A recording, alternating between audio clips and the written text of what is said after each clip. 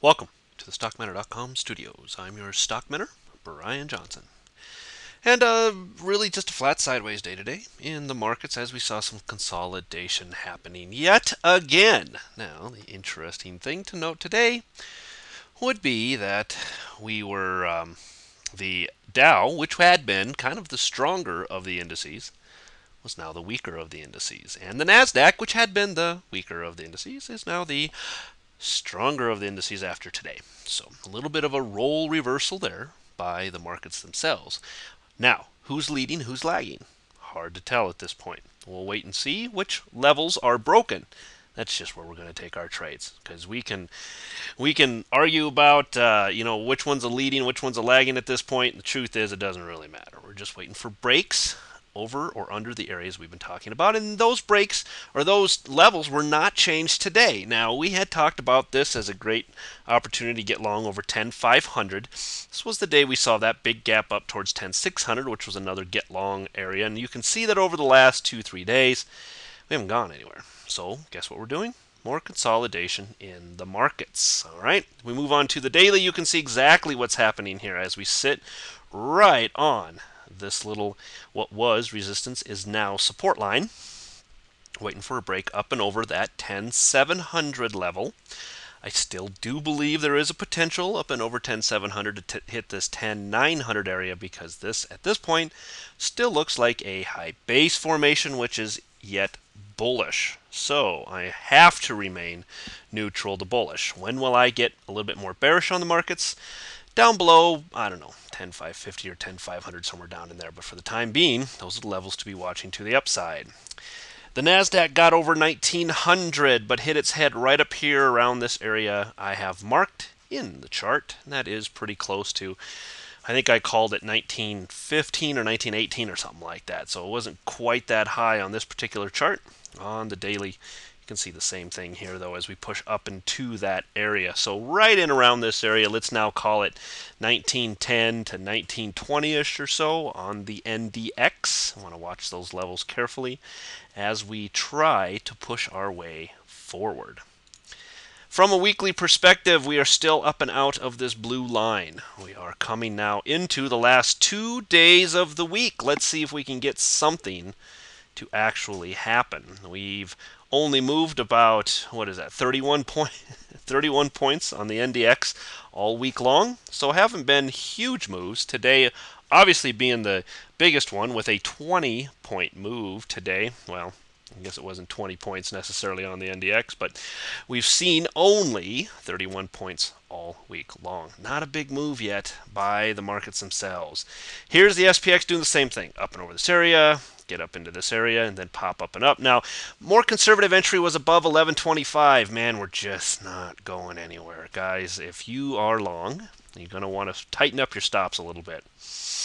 And just watch these next 2 days very carefully here. This consolidation. This can go either way, though. This can resolve up or down, but as a rule, I always give the benefit to the direction of the trend, which is up right now. So we will be watching this closely as we high base here, look to push upwards, looking to break up and through this blue line. That, as I said, would be big, big, big for the bulls themselves.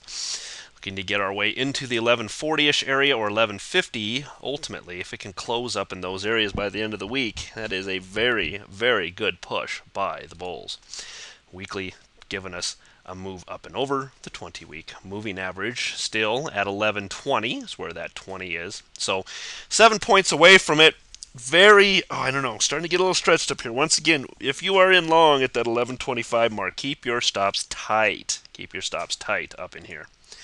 VIX on a daily was down, so confirming what we kind of saw in the markets today, and that is a move to the upside. Overall, the VIX is going nowhere. As you can see, we are slowly bleeding downwards, but not at any great rate at this point. So any quick turnaround or any, I don't know, some sort of news could scare the markets into a larger move to the downside, but it's going to have to be accompanied by a move up in the VIX. Apple on a 60 did wind its way upwards today, up about $1, but you can see the slow grind it's taking to the upside. Still giving us opportunities for trades, just very, very slow moves here in Apple. Nothing major today.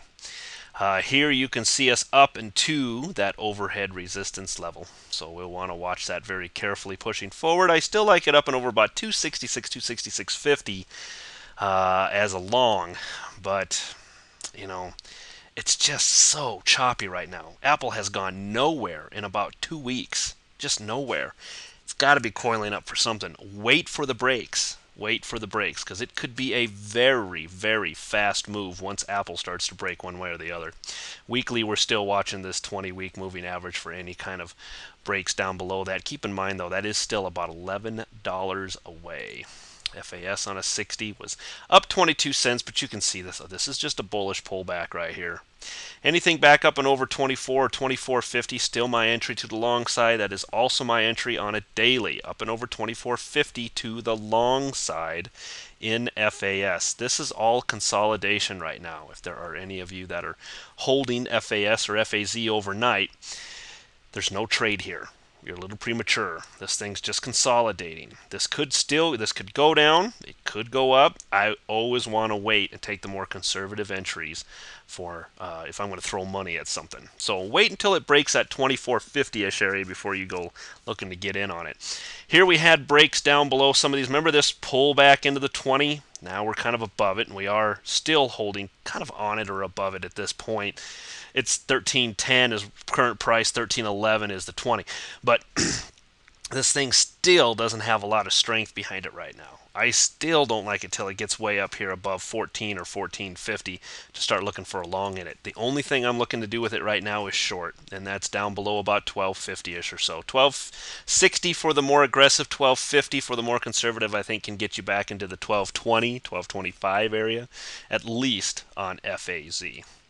That'll do it for today. Just another consolidation day. Looking at a lot of my other charts, and it was straight, almost straight sideways for a good majority of the day, as it has been for the last few days. Look at this. Look at this. Once we had that gap up, this isn't necessarily indicative. This is the Dow. Let me go to the diamonds though, which is a reflection of the Dow. Look at where we gapped up. See that gap up? That was Monday, and then we moved up, and now we've been sideways ever since. We've gone really nowhere. We've gone from about 106 to 106.96 in 3 days. That's not necessarily a strong trend or anything. So I've said this before, and I'll tell you again. I'm very cautiously bullish on this market. I just can't get sold on it right now. I don't know. The Bulls they're not impressing me here. Something just, for lack of a better word, guys, and I know something doesn't feel right. It just doesn't feel right. Feels like it's setting us up for something. So continue to watch these levels. Up over 10,700, I think still a decent place to go long. And then back below about 10,500 if you want to be more conservative on the short side. One of those two places. All right, and we'll talk to you again tomorrow. Protect your money, guys. We'll talk to you again tomorrow. Bye.